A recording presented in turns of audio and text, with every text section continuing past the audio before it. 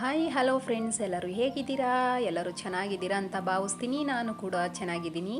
ಇವತ್ತಿನ ಊಟಕ್ಕೆ ಸೈಡ್ಸ್ ಏನಾದ್ರು ಮಾಡೋಣ ಅಂತ ಅಂದ್ಕೊಂಡು ಆಮ್ಲೆಟ್ ಮಾಡ್ಕೊಳ್ಳೋಣ ಅಂದ್ಬಿಟ್ಟು ಆಮ್ಲೆಟ್ಗೆಲ್ಲ ರೆಡಿ ಮಾಡಿ ಈರುಳ್ಳಿ, ಮೆಣಸಿನ್ಕಾಯಿ, ಕೊತ್ತಂಬರಿ ಸೊಪ್ಪು ಎಲ್ಲ, ಟೊಮೊಟೊ ಎಲ್ಲ ರೆಡಿ ಮಾಡಿ ಉತ್ತರಿಸ್ಕೊಟ್ಟಿದ್ದೀನಿ.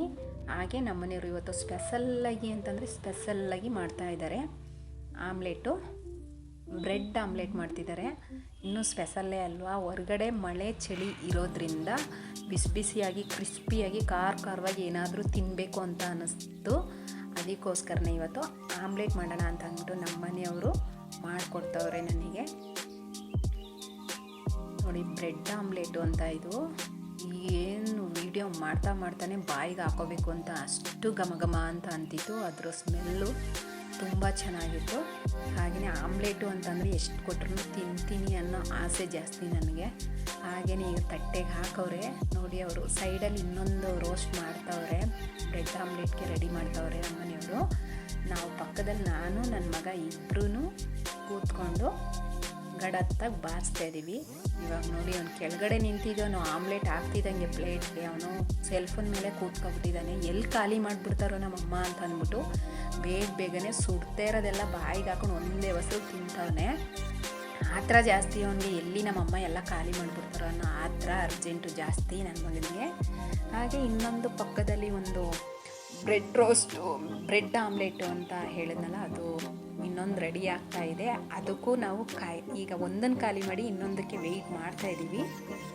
ಹಾಗೆ ಬಿಸಿಯಾಗಿದ್ದಾಗಲೇ ತಿಂದರೆ ಚೆನ್ನಾಗಿರುತ್ತೆ. ಇದನ್ನು ವೀಡಿಯೋದಲ್ಲಿ ತುಂಬ ಸಲ ನೋಡಿದ್ದೆ ನಾನು, ಆದರೆ ಮಾಡಿರಲಿಲ್ಲ.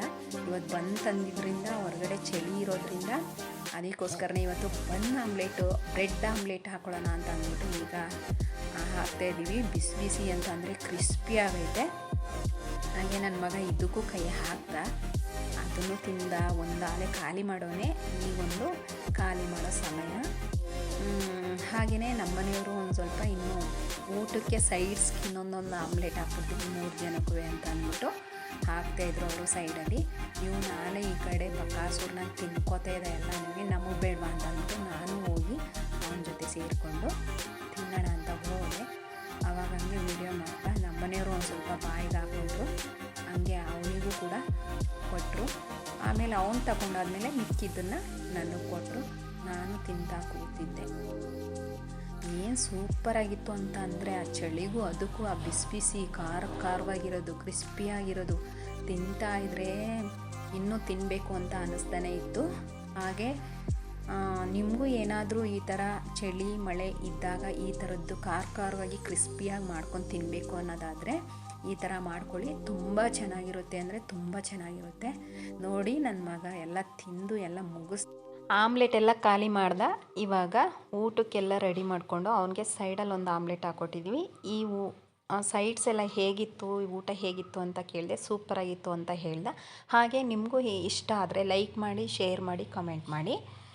Okay, bye, thank you.